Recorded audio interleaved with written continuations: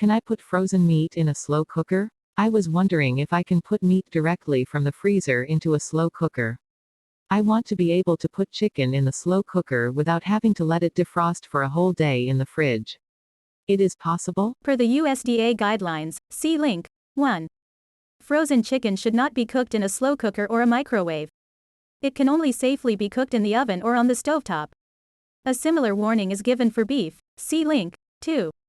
As well, according to see link 2, the makers of crock-pot frozen meats can be cooked in a slow cooker. However, it is best to use the following guidelines. Add at least 1 cup of warm liquid to the stoneware before placing meat in the stoneware. Do not preheat the slow cooker. Cook recipes containing frozen meats for an additional 4 to 6 hours on low, or an additional 2 hours on high.